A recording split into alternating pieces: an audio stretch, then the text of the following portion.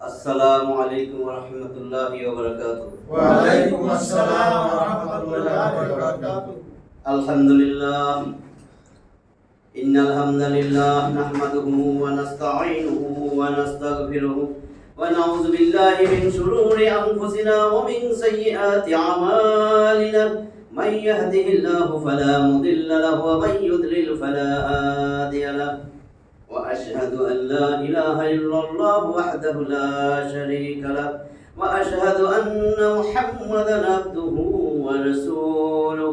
أما بعد فإن خير الحديث كتاب الله وخير الهدي هدي محمد صلى الله عليه وسلم وشر الأمور محدثاتها وكل محدثة بدعة وكل بدعة ضلالة وكل ضلالة في النار. رب اشرح لي صدري ويسر لي أمري واحلل عقدة من لساني يفقهوا قولي. الحمد لله الذي هدانا لهذا وما كنا لنهتدي لولا أن هدانا الله. মোহতারাম হাজরিন, আল্লাহর অশেষ মেহেরবানি যে এশার নামাজের পরে আল্লাহ মসজিদে বসায় রাখছেন আল্লাহর কোরআনের তাফসীর শোনার জন্য। এই যে আমরা যে বসে রয়েছি, মন বসছে কোরআনের কথা শোনার জন্য, মা বোনরা যারা আসছেন, এটা বহুত বড় আল্লাহর দয়া, রহমত, করুণা। এই জন্য রব্বে কারিমের দরবারে দিল থেকে জবান খুলে দিয়ে সবাই জোরে সোরে একবার কালেমায়ে শুকর আদায় করি। সবাই বলি আলহামদুলিল্লাহ। আলহামদুলিল্লাহ। আমরা ধারাবাহিকভাবে সূরা আনামের 132 নম্বর আয়াত পর্যন্ত তাফসীর পড়ছি। আজকে 133 থেকে শুরু হবে। আউযু বিল্লাহি মিনাশ শাইতানির রাজীম। বিসমিল্লাহির রহমানির রহিম। ওয়া রাব্বুকাল গানিয়্যু যুর রাহমাহ ইন ইয়াশা ইউযহিবকুম ওয়া ইয়াস্তাখলিফ মিন বাদিকুম মা ইয়াশা কামা আনশাআকুম মিন যুররিয়্যাতি কওমিন আখারিন। দেখেন 133 নম্বর আয়াতে আল্লাহ বলেন ওয়া রাব্বুকাল গানিয়্যু যুর রাহমাহ, আর আপনার রব গানিয়্যু, অভাব মুক্ত, অমুখাপেক্ষী। আল্লাহুস সামাদ, কুল হুয়াল্লাহু আহাদ, আল্লাহুস সামাদ বলে না, বলো আল্লাহ এক অদ্বিতীয়। আল্লাহুস সামাদ, তিনি অমুখাপেক্ষী, উনি বলতেছেন ওয়া রাব্বুকাল গানিয়্যু যুর রাহমাহ, আপনার রব তো অভাব মুক্ত আর যুর রাহমাহ, দয়ার অধিকারী। ইন ইয়াশা ইউযহিবকুম, যদি তিনি চান তাহলে তোমাদেরকে ইউযহিবকুম, তোমাদেরকে অপসারিত করে দিবেন, সরাইয়া দিতে পারেন। ওয়া ইয়াস্তাখলিফু মিন বাদিকুম মা ইয়াশা, আর তিনি যদি ইচ্ছা করেন তাহলে ইয়াস্তাখলিফ, তোমাদের স্থলাভিষিক্ত করবেন যারে চান। তোমাদের পরে তোমাদের জায়গায় আরেক জাতি, আরেক কওম আইনা বসাই দিবেন, তিনি যারে চান তারে নিয়ে আসবেন। কামা আনশাআকুম মিন যুররিয়্যাতি কওমিন আখারিন, যেমন ভাবে আনশাআকুম, তোমাদেরকে সৃষ্টি করেছেন, মিন যুররিয়্যাতি কওমিন আখারিন,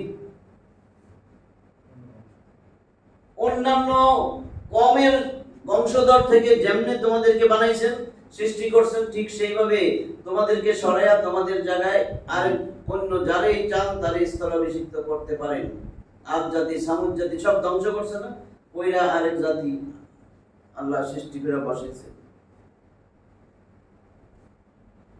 এইখানে দেখেন দুইটা খণ্ড আছে। ওয়া রাব্বুকাল গানিয়্যু যুর রাহমাহ, তোমার রব অমুখাপেক্ষী। এতে কি বুঝাইছে? তিনি তার সৃষ্টির মুখাপেক্ষী নন,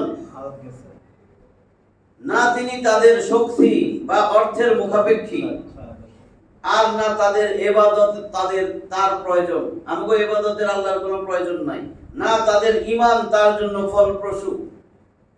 আর না তাদের কুফরি তার জন্য ক্ষতিকর। আল্লাহ আমরা কুফরি করলে কোনো ক্ষতি হবে এই, তবে অমুখাপেক্ষী হওয়া সত্ত্বেও তিনি তার সৃষ্টিকুলের প্রতি দয়ালু।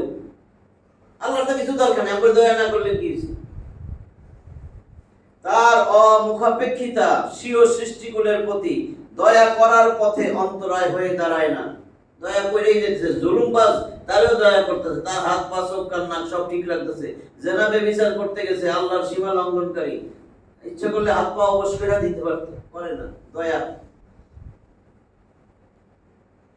এই আয়াতের দ্বিতীয় পাঠে দেখেন কি বলছিল, ইন্নিয়াশা ইউযাহিবুকুম ওয়া ইস্তাখলিফ মিন বাদিকুম মা ইয়াশা। তিনি যদি চান তোমাদের সরাই দিয়া যারে ইচ্ছা তারে ইনা বসাই দিবেন। এটা হলো তার বিশাল শক্তি এবং সীমাহীন কুদরতের প্রকাশ। যেভাবে পূর্বের কয়েকটি সম্প্রদায়কে তিনি নিঃশেষ করে দিয়েছেন এবং তাদের স্থানে নতুন জাতিকে প্রতিষ্ঠিত করেছেন, তিনি এখনো এই সামর্থ্য রাখেন যে যখন ইচ্ছা তোমাদেরকে বিনাশ করবেন এবং তোমাদের স্থানে এমন জাতি সৃষ্টি করবেন যারা তোমাদের মতন হবে না। সূরা নিসার 133 নম্বর আয়াতে আমরা এটা বলছিলাম। সূরা ইব্রাহিমের 19-20 এই আয়াতে আছে। ফাতিরের 15, 16, 17 একই কথা আছে। সূরা মুহাম্মাদের 38টা শেষ আয়াতে এই কথাটা আছে। 134 নম্বর আয়াত দেখেন, ইন্নামা তুআদুনা লাআতিন ওয়া মা আনতুম বিমুজিজিন। ইন্নামা তুআদুনা লাআত, নিশ্চয়ই, মা তুআদুনা, যা কিছু তিনি প্রতিশ্রুতি দিয়েছেন, ওয়াদা করছেন, লাআত, অবশ্যই আসবে, অবশ্যই ঘটবে। ওয়া মা আনতুম বিমুজিজিন, তোমরা সেটা ঠেকানোর সামর্থ্য রাখো না, তোমরা আল্লাহকে অক্ষম করতে সামর্থ্য রাখো না। আল্লাহর অক্ষম করতে পারবে? এর উদ্দেশ্য কি? যা প্রতিশ্রুতি দিয়েছেন কিয়ামত অবশ্যই সংঘটিত হবে। কিয়ামত ঠেকাইতে পারবে? নাসার বিজ্ঞানীরা পারবে না। কিয়ামত কোনোভাবে ঠেকাইতে পারবে না। আল্লাহ কসম খাইছেন কিয়ামতের। 75 নম্বর সূরা, সূরা কিয়ামা এর 1, 2, 3, 4 নম্বর আয়াত।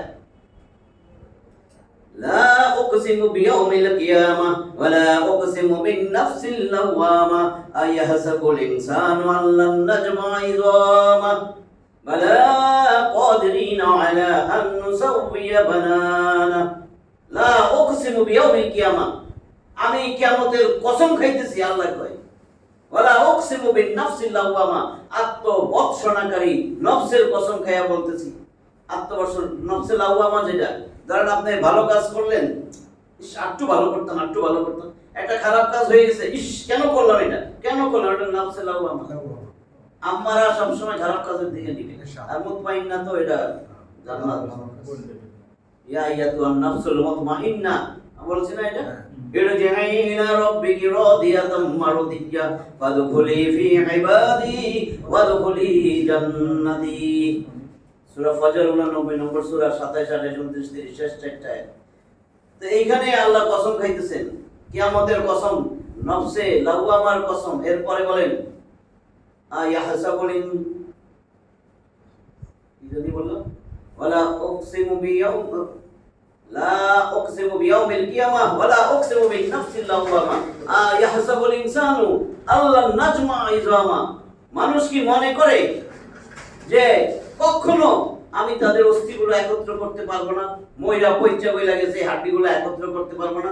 বালা, অবশ্যই, কাদিরিনা আলা আন নুসাউইয়া বানানা, শুধু অস্থি একত্র করব না, আমি তাদের বানানাহু, তাদের আঙ্গুলের অগ্রভাগ যে ফিঙ্গারপ্রিন্ট আছে সেগুলো নুসাউইয়া বানানা, এগুলো পুনর্বিন্যস্ত করতে আমি সক্ষম।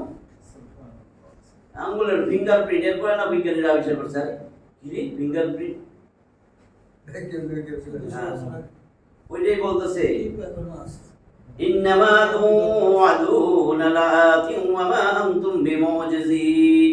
এখান থেকে বোঝানো হয়েছে কিয়ামতকে, আর তোমরা তা ব্যর্থ করতে পারবে না। কথার অর্থ হলো তিনি তোমাদেরকে পুনরায় জীবিত করার ক্ষমতা রাখেন, তাতে তোমরা যদি মাটিতে মিশে ধূলিকণায় পরিণত হয়ে যাও তবু। 135 নম্বর আয়াত দেখেন, কুল ইয়া কওমি আমালু আলা مكانتكم إني عامل فسوف تعلمون من تكون له عاقبة الدار إنه لا يفلح الظالمون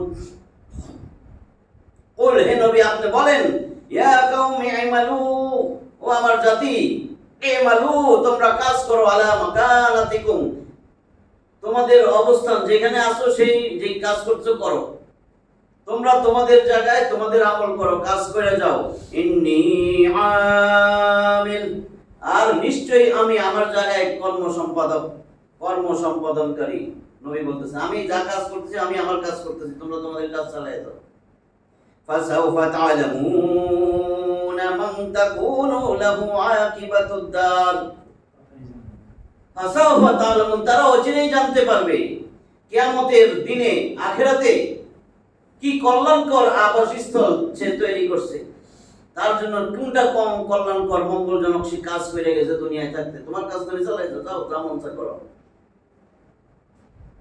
ইন্নাহু লা ইউফলিহুজ যালিমুন নিশ্চয়ই জালেমরা সফলতা পাবে না সফল কাম হয় না ইউফলিহু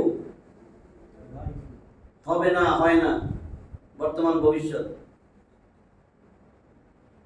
নিশ্চয়ই জালেমরা সফল হয় না এটা কুফরি ও অবাধ্যতার উপর এই যে আল্লাহ যে কইলো এটা হে নবী বইলা দেন তোমরা তোমাদের কাজ করো এটা এই না যে উৎসাহ দিতেছে ধমক এটা কুফরি ও অবাধ্যতার উপর প্রতিষ্ঠিত থাকার এখতিয়ার বা অনুমতি দান করা নয় বরং এটা হলো কঠোর ধমক যা পরের শব্দগুলো থেকে স্পষ্ট হয় যেমন আরেক জায়গায় আল্লাহ বলেন وَقُلْ لِلَّذِينَ لَا يُؤْمِنُونَ اعْمَلُوا عَلَى مَكَانَتِكُمْ إِنَّا عَامِلُونَ وَانْتَظِرُوا إِنَّا مُنْتَظِرُونَ সূরা হুদ 123 টা আয়াত আছে সূরা হুদে 11 নম্বর সূরা এর 121 122 এই আয়াতে কি বলতেছে দেখেন ওয়াকুল হে নবী বলেন লিল্লাযিনা লা ইউমিনুনা যারা ঈমান আনে নাই তাদেরকে বলতেছেন ইমালু মা আলা মাকানাতিকুম ইমালু তোমরা আমল করো যার উপরে তোমরা আছো তোমরা তোমাদের জায়গায় অবস্থান থেকে তোমরা তোমাদের আমল করতে থাকো ইন্না নিশ্চয়ই আমরা আমিলুন আমরা আমাদের কাজ করতেছি ওয়ান্তাযিরু আর তোমরা অপেক্ষায় থাকো ইন্না মুনতাযিরুন নিশ্চয়ই আমরা অপেক্ষায় আছি অপেক্ষা করো আমরা অপেক্ষায় আছি তোমরা যা করতেছো করো যেমনি দেশ চালাইতেছো চালাও আমরা আছি অপেক্ষায় এই সময় বুঝবা যারা সাপোর্ট দিতেছো দাও তোমরা তোমাদের সাপোর্ট চালিয়ে যাও আমার কাছেই তো আসবে অর্থাৎ যারা ঈমান আনে না তাদেরকে বলে দাও যে তোমরা নিজ নিজ অবস্থায় কাজ করে যাও আমরাও কাজ করে যাই তখন আফসোস আর আফসোস আরেকবার দুনিয়ায় পাঠাও আল্লাহ আরেকবার দুনিয়ায় পাঠাও কারণ দেখবো এক সেকেন্ডের জন্য এগ্রি করছিলাম সামান্য একটা সকালের জন্য একটা সন্ধ্যার জন্য এই আল্লাহর বিরুদ্ধচারণ যারা করছে তারে সাপোর্ট দিয়ে গেছিলাম কি কাজ করছিলাম আল্লাহ সুদ খেয়ে গেছিলাম ঘুষ খেয়ে গেছিলাম সামান্য শান্তির জন্য আল্লাহ এত অবিচার করছি মানুষের উপর আল্লাহ জুলুমবাজ করে এক হাত টাকা বাড়াই গেছিলাম আরে গরিব মানুষ কিছু বোঝে না দেখে তারে ঠকাইছিলাম আল্লাহ এই কামগুলো করছিলাম আল্লাহ আরেকবার দুনিয়ায় পাঠাও হ্যাঁ একেবারে পুরা আল্লাহ আছে কিন্তু 35 নম্বর সূরা ফাতিরের 37 وهم يسترقون فيها ربنا أخرجنا نعمل صالحا كنا نعمل হে আল্লাহ আমাদেরকে বাইর করেন হিতে বাইর করেন যা করি নাই আল্লাহ একটু সেটা দেন দেখবেন কত ভালো কাজ করি নাই কেমন করি আল্লাহ তখন বলবেন আওয়ালাম নুআম্মিরকুম মা ইয়াতাযাক্কারু ফীহি মান তাযাক্কারা ওয়া জাআকুমুন নাযীর ফাযুকু ফামা লিয-যালিমিনা মিন নাসীর আওয়ালাম নুআম্মিরকুম আমি কি তোরে এতটা হায়াত দেই নাই যতটা হায়াত পাইলে যদি সতর্ক হইতি সেই সময় নিজেরে সংশোধন করতে তাহলে যথেষ্ট ছিল আমি তোরে এতটা হায়াত দেই নাই সেই সময় কেন সতর্ক হইলি না শিক্ষা নিলি না ওয়াজাআকুমুন নাযীর তারপরেও তোর কাছে সতর্ককারী আসছে তাফসীর হয়েছিল তোর সামনে কথা হয়েছিল দাওয়াতের কাজ হয়েছিল নবী রাসূলের পরেও তোর কাছে দাওয়াত ও তাবলীগের লোকজন আসছিল মানুষ তোরে দাওয়াত দিছিল আলেম ওলামারা তোরে বুঝাইছিল তোর কানে মাহফিলের আওয়াজও আসছিল তোর অনেক অনেক সুযোগ হয়েছিল আমি আল্লাহ জানি আমি আলিমুন আমি খবীরুন কই যাবো ফাযুকু, কাজে আযাব আস্বাদন কর, চুপ থাক। ওয়ালা তুকাল্লিমুন, কোনো কথা কবি না আমার সাথে। ফামা লিয-যালিমিনা মিন নাসীর, জালেম তুই, তোর জন্য আর কোনো সাহায্যকারী নাই। উত্তর আছে?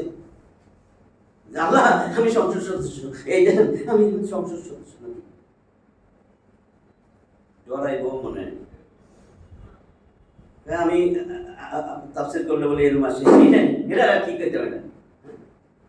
কোরআনের আয়াত ভরা, কারণ কোরআন জীবন ব্যবস্থা। আপনার জীবনটা রং পথে যাইতেছে, সোজা হন, আল্লাহর সামনেই যাবেন। অল্প দিনের মধ্যে মহান আল্লাহ তার এই প্রতিশ্রুতিকে সত্য করে দেখালেন। এই যে আল্লাহ যে কইছে তোমরা অপেক্ষা করো, তোমরা তোমাদের কাজ করতে থাকো, আমরা অপেক্ষায় আছি। আল্লাহ বলেন যেমন অল্প দিনের মধ্যে মহান আল্লাহ তার এই প্রতিশ্রুতিকে সত্য করে দেখালেন। কোনটা? অষ্টম হিজরিতে মক্কা বিজয় হলো। আর মক্কা বিজয় হওয়ার পর আরব গোত্রগুলো দলে দলে ইসলাম গ্রহণ করতে আরম্ভ করলো এবং এইভাবে সম্পূর্ণ আরব উপদ্বীপ মুসলিমদের অধীনে চলে এলো। পরবর্তীতে তার সীমা আরো বাড়তে ও সম্প্রসারিত হতেই থাকলো। 136 নম্বর আয়াত, وَجَعَلُوا لِلَّهِ مِمَّا زَرَعَ مِنَ الْحَرْثِ وَالْأَنْعَامِ نَصِيبًا فَقَالُوا هَذَا لِلَّهِ بِزَعْمِهِمْ وَهَذَا لِشُرَكَائِنَا فَمَا كَانَ لِشُرَكَائِهِمْ فَلَا يَصِلُ إِلَى اللَّهِ وَمَا كَانَ لِلَّهِ فَهُوَ يَصِلُ إِلَى شُرَكَائِهِمْ سَاءَ مَا يَحْكُمُونَ। কি বলছে? وَجَعَلُوا لِلَّهِ مِمَّا زَرَعَ مِنَ الْحَرْثِ وَالْأَنْعَامِ نَصِيبًا, তারা তাদের ধারণা অনুযায়ী আল্লাহ যে সমস্ত ফল ফসল আর এই গবাদি পশুগুলা সৃষ্টি করছেন, আল্লাহ করছে না? যত ফল ফসলাদি আর গবাদি পশু এটা আল্লাহ বানাইছে। কিন্তু তারা তাদের ধারণা অনুযায়ী, তারা কারা বুঝবেন, তারা তাদের ধারণা অনুযায়ী আল্লাহর জন্য তারা একটা অংশ নির্দিষ্ট করে যে এইটা আল্লাহর জন্য, এই ফসল এই গবাদি পশু আল্লাহর জন্য। ফাকালু, অতঃপর তারা বলে হাযা লিল্লাহি বিজামিহিম, তাদের ধারণা অনুযায়ী তারা ঠিক করে এটা আল্লাহর জন্য। ওয়া হাযা লিশুরাকাইনা, আর আমাদের শরীকদের এটা, আমাদের দেব দেবতার জন্য এটা, আমাদের দেবী, আমরা আল্লাহরে মানি। আল্লাহ ছাড়া এগুলা আছে আমরা জানি, ওই যে 33 কোটি আল্লাহরে আমরা মানি, আমরা হজ করি, সবই করি। আবু জাহেল হজ করতো, কিন্তু এটা আমাদের শরীকদের জন্য, আল্লাহর সাথে যারা শরীক করি, আর এটা আল্লাহর জন্য। তারপরে কি করে? ফামা কানা লিশুরাকাইহিম ফালা ইয়াসিলু ইলা আল্লাহ, অতঃপর যা কিছু শরীকদের জন্য রাখছিল ফালা ইয়াসিলু ইলা আল্লাহ, ওইখান থেকে আল্লাহর কাছে কিছুই পৌঁছায় না। আল্লাহর ভাগে এখান থেকে কোনো সময় টান পড়লে পৌঁছায় না কিছু, এটা পরে ব্যাখ্যায়। ওয়া মা কানা লিল্লাহি, আর আল্লাহর জন্য যা রাখছিল ফাহুয়া ইয়াসিলু ইলা শুরাকাইহিম, আল্লাহর জন্য যেটা রাখছিল সেখান থেকে শরীকদের কাছে কিছু পৌঁছায়। সাআ মা ইয়াহকুমুন, কত নিকৃষ্ট তাদের এই ফয়সালা, এই মীমাংসা।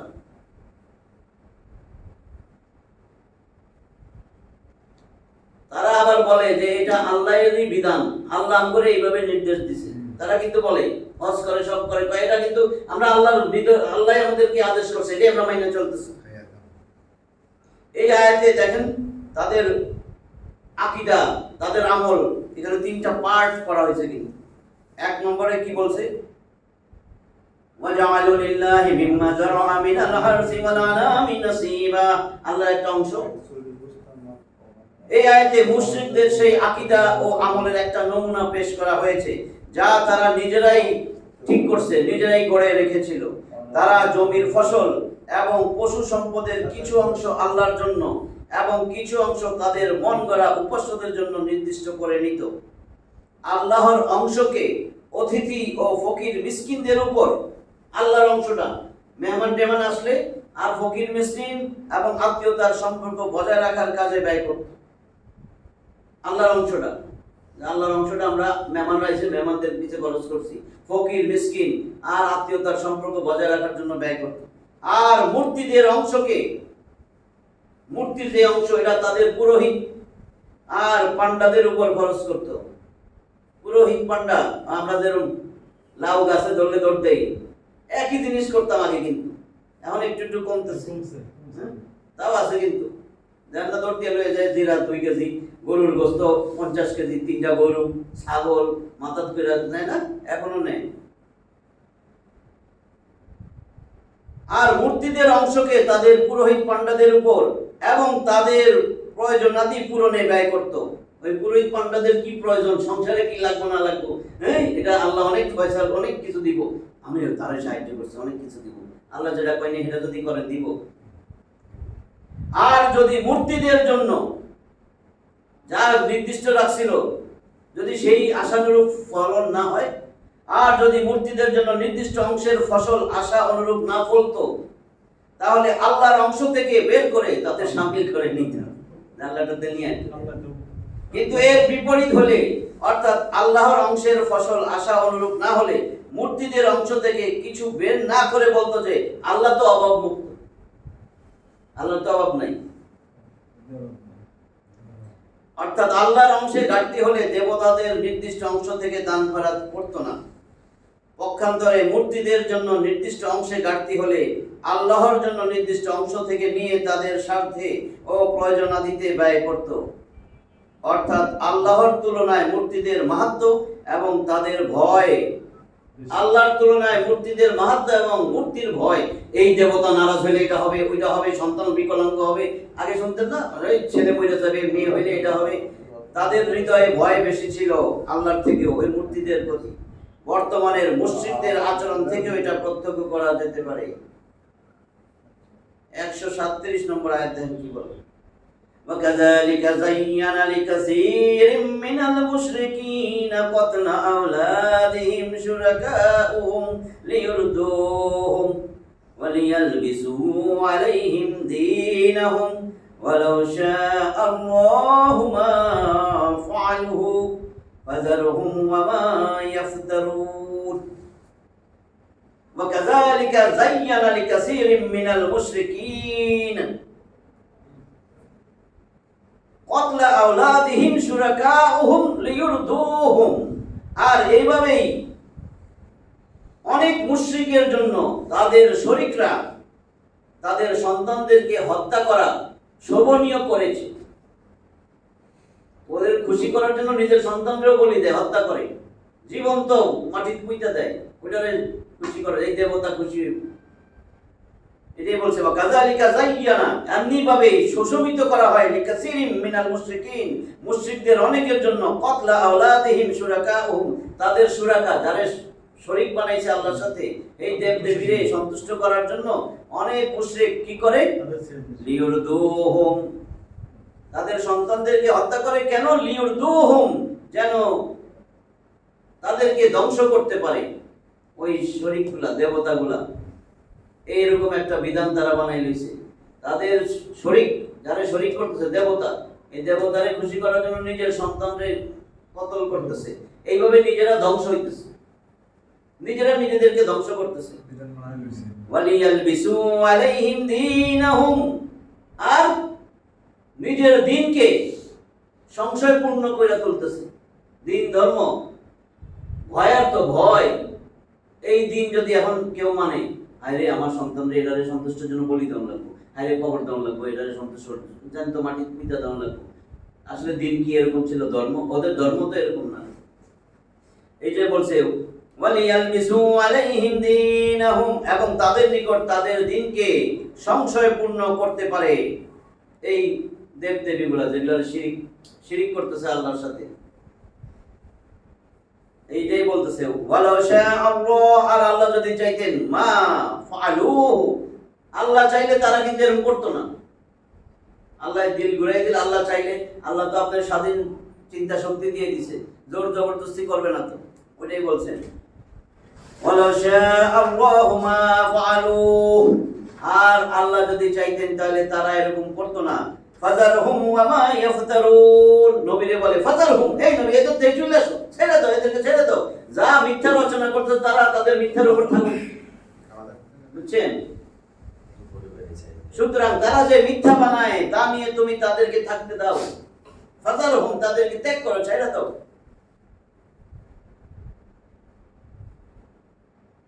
এখানেও তিনটা কথা দেখেন। এখানে ইঙ্গিত করা হয়েছে সন্তানদেরকে তাদের জীবন্ত কবরস্থ করা অথবা মূর্তিদের নামে নজরানা পেশ করার প্রতি।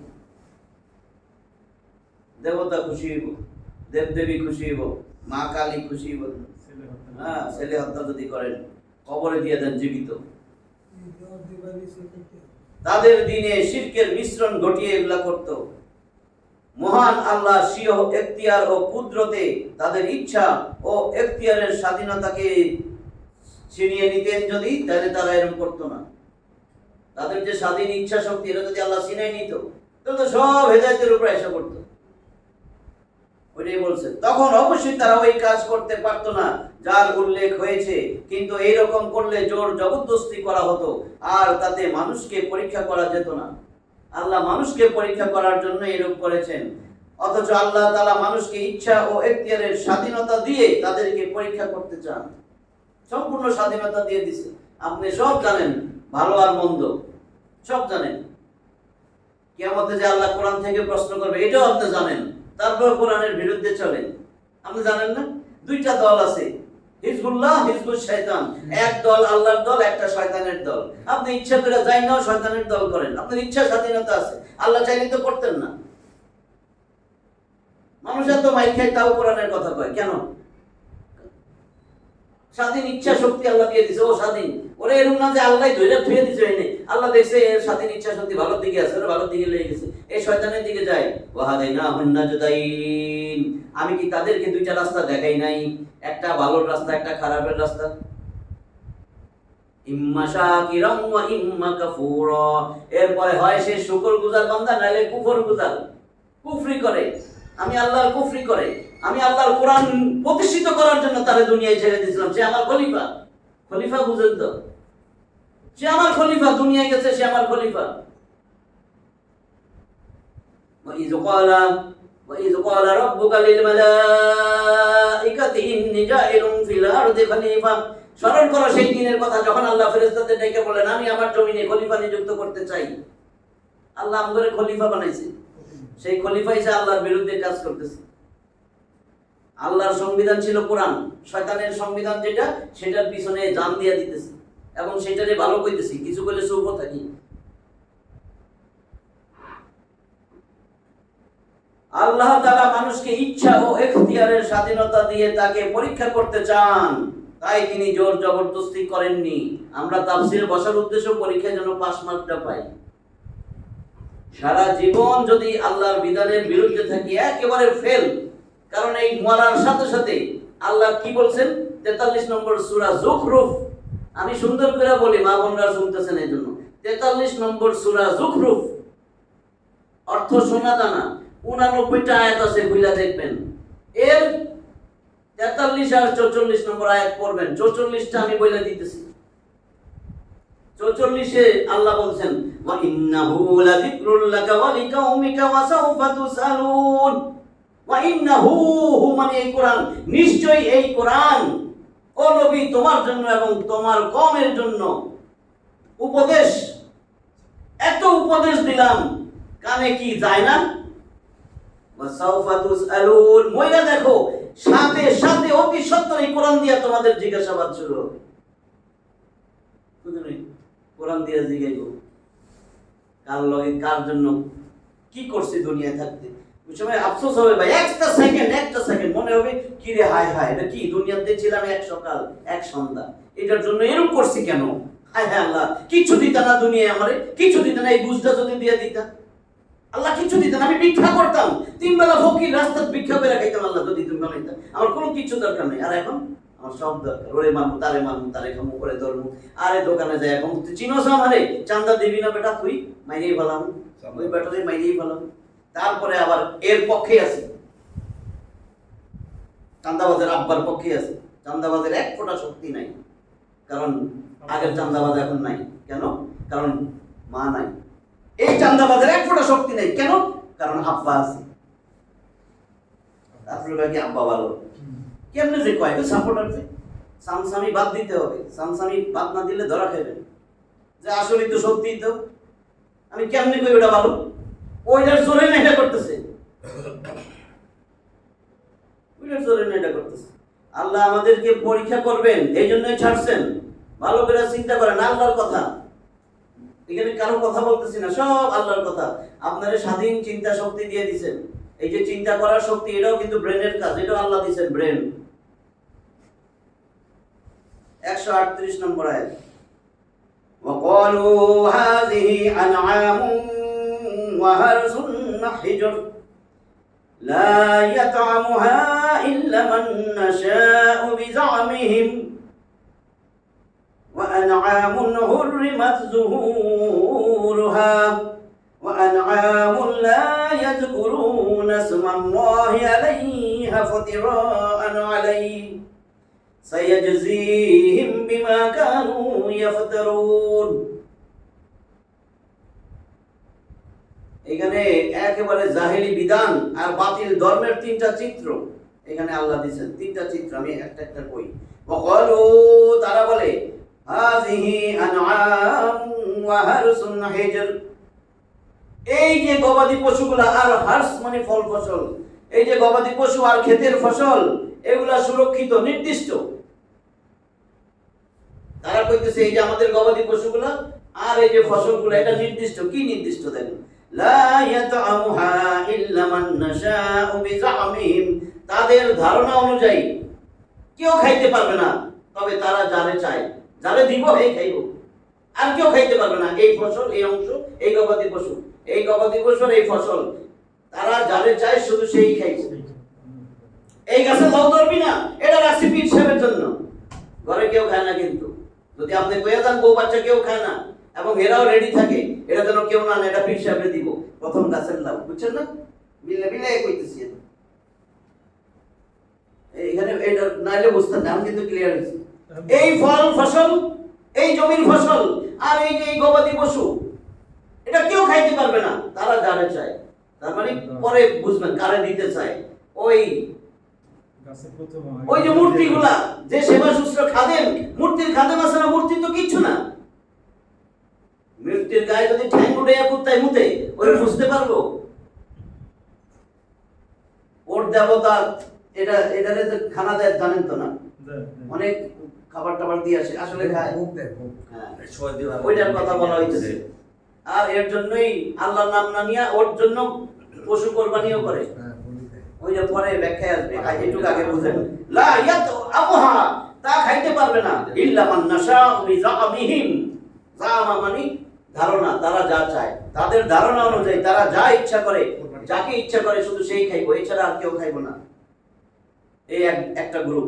ওয়া আনআমুন হুররিমাত যুহুরুহা, এবং কিছু আনাম গবাদি পশু, গৃহপালিত পশু আছে, হুররিমাত নিষিদ্ধ করা হয়েছে তার পিঠে চড়া।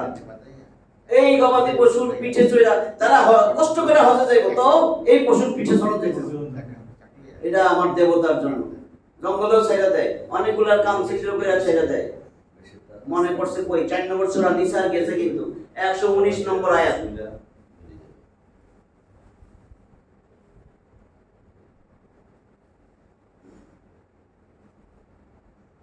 দেখছেন, ভুলে গেছি। ওয়ালা উদিল্লান্নাহুম ওয়ালা আমুরান্নাহুম ওয়ালা উদিল্লান্নাহুম ওয়ালা উমান্নিয়ান্নাহুম ওয়ালা আমুরান্নাহুম ওয়ালা ইউবাত্তিকুন্না আযানাল আনআম ওয়ালা উদিল্লান্নাহুম। শয়তান কইতেছে আল্লাহর কাছে, ওয়ালা উদিল্লান্নাহুম, অবশ্যই অবশ্যই আমি তাদেরকে পথভ্রষ্ট করতেই থাকবো, করতেই থাকবো। ওয়ালা উমান্নিয়ান্নাহুম, অবশ্যই তাদেরকে আমি মিথ্যা আশা আকাঙ্ক্ষা দিয়া লোভে ফেলে দিয়ে দেবো। শয়তানে তো এগুলি করে, সারা দিন রাত পরিশ্রম করতে পারি, সারা দিন রাত। যদি কে না আল্লাহ রাস্তায় 3 দিন, একের শেষ, হৃদয় একের বইলা টইলা শেষ। আর যদি কম যায়, যে আসেন না চিল্লায়, বউ কি ব্যাংকে ছেড়ে যাবো নি? আমার বউ বাচ্চা দেখবো কে? এই 40 দিন বউ কোথায় থাকবো? সোনালী ব্যাংকে দিয়ে দাও। কিন্তু দেখবেন বিদেশ গেছে 6 মাস, এসব কই দেন বউ বাচ্চা 6 বছর পরে এসব কেন গেছে? ওই টাকা কামাইতো, এটা ঠিক আছে। কিন্তু এই যে আল্লাহ শয়তানে কি কয়, ওয়ালাকুম মান্নিয়ান্নাহুম, নুনে সাকিলা লামে তাকিব, ওয়ালাকুম মান্নিয়ান্নাহুম, অবশ্যই অবশ্যই মিথ্যা আশা আকাঙ্ক্ষার মধ্যে তাদেরকে লাগাই রাখুন। এরপরে বলে ওয়ালা আমুরান্নাহুম, আর আমি অবশ্যই তাদেরকে এই নির্দেশ দিব, আমার নির্দেশ তারা পালনই করবে। ফালা ইউবাত্তিকুন্না আযানাল আনাম, তারা তারপরে অবশ্যই আমার নির্দেশ মতো তারা তাদের গবাদি পশুর কান ছেদ করবে। কান ছিদ্র করে গবাদি পশুটারে ছেড়ে দেয়। এই ছিদ্রওয়ালা কান, এটা আমার দেবতার জন্য উৎসর্গ করলাম, এটা কেউ ধরবি না, খাবি না। এটার কেউ বাহিরা সাইবা এর নাম দিয়ে দেয়। এটার পিঠে চড়া যাইব না, এটার দুধ ওলান ফাইটা যেতেছে দুধে, এটার দুধ খাওয়া যাইব না। এই কুসংস্কার, এটা তাদের আকীদা আমল। ওইটাই বলতেছে কিছু গবাদি পশু সেগুলার পিঠে চড়া যাবে না, নিষিদ্ধ, হারাম।